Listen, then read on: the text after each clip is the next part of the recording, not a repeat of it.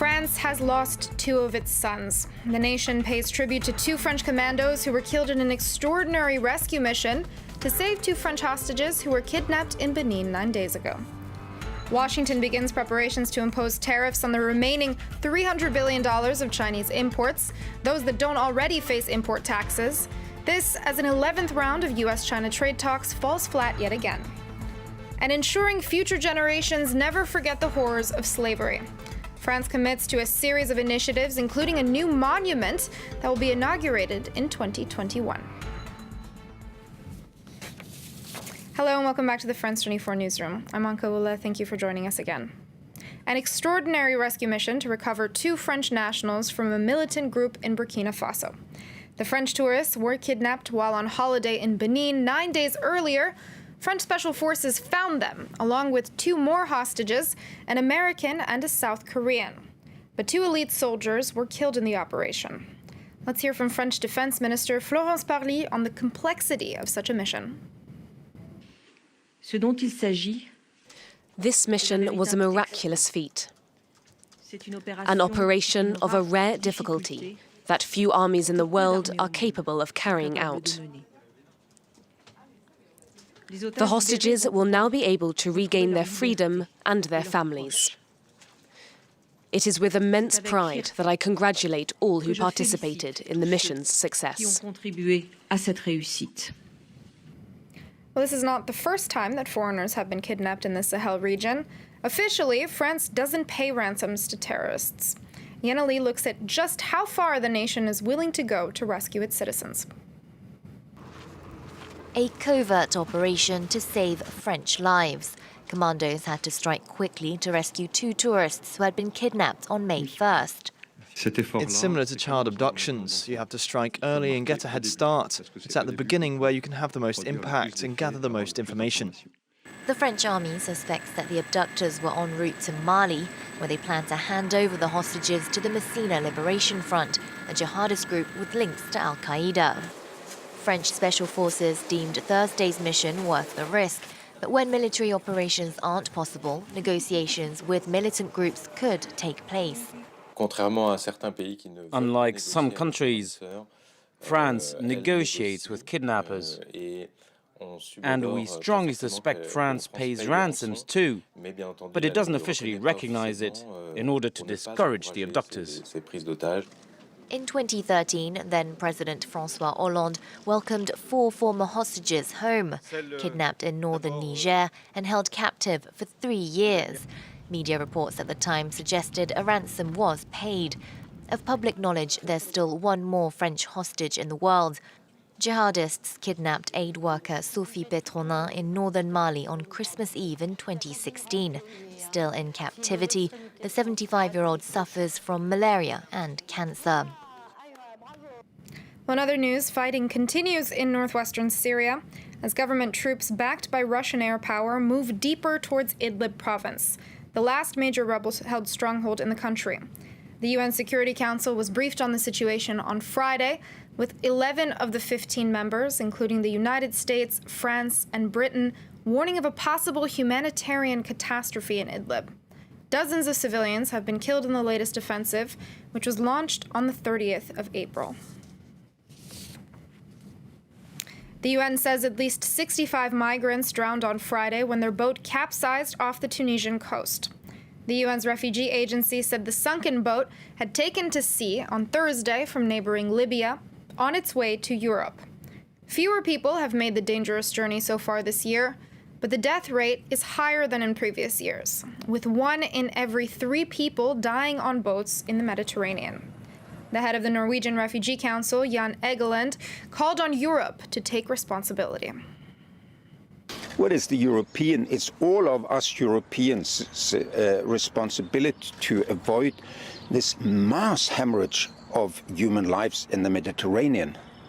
We were shocked that 250 people died crossing the Berlin Wall during a generation of Cold War. And now we seem to accept 2,500 or more people dying per year in the Mediterranean. Is it again, is a damning verdict of the so-called European civilization. We cannot have that happening. Well, to North Africa, protesters thronged Algeria's capital for the first Friday mass rally since the start of Ramadan. They braved blazing temperatures with no food or water to continue to demand an upheaval of the political system and the departure of key figures from ousted President Abdelaziz Bouteflika's regime. Witnesses also reported protests in Oran, Constantine, and Annaba, the second, third, and fourth cities in Algeria. Thousands of Iranians demonstrated in Tehran on Friday in support of their government after a week of escalating rhetoric with the United States that has sparked fears of an armed conflict in the Middle East. Laurent Berseker has the story. Days after fresh diplomatic tensions broke out between Tehran and Washington, thousands of Iranians took to the streets of the capital in a show of support to their government. We are here today to defend our right to nuclear technology. This is the right of all nations, and the Islamic Republic has used this right.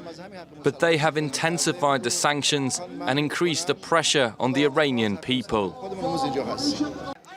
Rhetoric between Washington and Tehran escalated earlier this week, with the Pentagon accusing Iran of planning imminent attacks on U.S. troops and saying it had deployed several nuclear-capable bomber planes in the Middle East. Iranian authorities responded by saying they would no longer respect parts of the 2015 nuclear deal and threatened to scrap the agreement altogether if European countries didn't find ways to circumvent U.S. sanctions within 60 days. This is a short window of opportunity for the countries that remain in the agreement, especially European countries, to act on their commitments. Tensions between Tehran and Washington have been high since the Trump administration unilaterally withdrew from a landmark nuclear deal last year and imposed sweeping sanctions on Iran's economy. The EU, which has been trying with little success to bypass the sanctions, rejected Iran's ultimatum on Thursday, but vowed to save the nuclear deal. As an 11th round of U.S.-China trade talks failed to produce a deal, Washington is upping the ante again. U.S. Trade Representative Robert Lighthizer announced that Donald Trump has ordered new tariffs, which would cover all remaining imports from China, some $300 billion worth. It comes less than 24 hours after the U.S. raised tariffs on $200 billion worth of Chinese goods from 10 to 25%. Both sides, however, say they're committed to more talks. Claire Rush has the story. 2 tariff hikes in less than 24 hours. On Friday, U.S. President Donald Trump ordered duties be raised on nearly all imports from China. The first round of tariffs was announced earlier in the day, more than doubling duties from 10% to 25% on some 180 billion euros in Chinese goods. The second round is set to target the remaining products that aren't already facing import taxes, worth nearly 270 billion euros, according to a statement from the U.S. Trade Representative. Beijing has said it will retaliate. If the U.S. implements the tariffs, China will have to take necessary countermeasures. The duties came as trade talks between the two countries ended Friday with no deal. Despite the escalating tensions, Trump said in a tweet that the talks were candid and constructive. He added that his relationship with Chinese President Xi Jinping remains very strong and that conversations into the future will continue. Analysts say Friday's tariff hike may hit U.S. consumers the hardest, as businesses may raise prices to compensate for the 25% duty. Since last year, Washington and Beijing have been in a tit-for-tat trade war that's targeted hundreds of billions of euros worth of goods. More details on the second round of Friday tariffs are set to be released early next week. South Africa's ruling party has officially secured victory in general elections once again.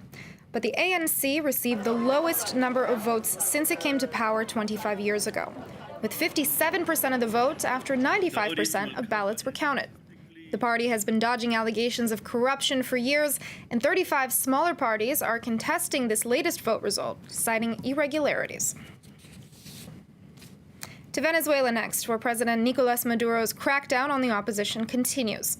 The deputy to Venezuelan opposition leader and self-declared interim president, Juan Guaido, was jailed on Friday at a military prison in Caracas following his dramatic arrest on charges of treason. Yana Lee has the story. For Venezuela's self-declared president Juan Guaido, Nicolas Maduro's fear tactics are all he has left. What keeps Maduro still in power today is what he has most openly shown in the last few hours. It's terror. Houses are being marked, all workers, nurses, drivers are being persecuted, threatened with jail, or even political murder like the case of Fernando Albán. Fearing arrest, opposition lawmaker Luis Florido fled for neighboring Colombia on Friday. Earlier this week, Guaido's deputy, Edgar Zambrano, was jailed. The deputy speaker of the opposition majority Congress is being held for treason and rebellion. In total, Venezuela's Supreme Court accused 10 deputies of treason for participating in a failed uprising against Maduro's government last month. At least 17 MPs have sought refuge in foreign embassies or are currently in prison. Maduro, though, shows no sign of stopping the crackdown. Friday evening, he accused his ex-spy chief of organizing a failed coup in a televised address. General Manuel Ricardo Christopher was recruited by the CIA over a year ago, and he was working as a traitor, as a mole in all his jobs. The most recent as the head of the secret police. Meanwhile, the embattled president reopened Venezuela's border with Brazil, a route Maduro had closed off in February to block the opposition from delivering humanitarian aid. Cuba's government is reinstating the ration card, saying the growing economic crisis in the country has led to urgent shortages of basic goods. Government-run food stores will soon begin rationing chicken, eggs, rice, beans, soap, and other products. Cuba imports 60 to 70% of its food. The country's commerce minister blamed the crisis partly on the tightening of the U.S. trade embargo, as well as a decline in aid from its key ally, Venezuela. Well, finally, in 2 years, France will erect its first major monument in the capital, commemorating those who fought and suffered slavery in the country. French President Emmanuel Macron announced the new memorial, along with several other initiatives, on the 8th annual Slavery Remembrance Day. Laurent Bersequier has the story. Remembering the horrors of history. As he attended the 8th annual Slavery Remembrance Day in Paris, Emmanuel Macron announced several initiatives to help commemorate the abolition of the slave trade. We'll build a monument in the center of Paris, a bigger museum to attract more guests, new and updated school programs, and an internationally backed foundation. That, ladies and gentlemen, is what France will do to carry and transmit the memory of slavery. Sitting behind the president was former Justice Minister Christiane Taubira, who authored the 2001 law recognizing slavery as a crime against humanity. A vocal anti-slavery advocate, she stressed the need for former colonial powers to look history in the eye and to acknowledge their mistakes. It's about the history of mankind. Colonialism lasted for centuries, 4.5 centuries, during which the world was shared and organized by colonial empires. France played a role, and it's now doing its part to recognize the reality of this history and to draw the right conclusions. Both Taubira and Macron also pointed out that the fight against slavery was far from over. According to several NGOs, up to 40 million people are still trapped in forced labor worldwide. Thanks for watching. Stay tuned to France 24.